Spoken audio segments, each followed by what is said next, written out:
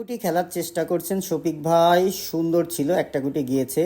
তবে পাতলা গুটি হলে মনে হয় দুই একটা চলে যেত, মোটা গুটি এর জন্য। আবারও কিন্তু ডাবলে খেলার চেষ্টা, সুন্দর ছিল, কিন্তু রেডটা মনে হয় একটু বেহাত হয়ে গেল। দেখা যাক আমাদের শফিক ভাই কিভাবে রেডটিকে খেলে। আবারও কিন্তু লং শটে পকেট করে ফেললো, সুন্দর পকেট করেছেন।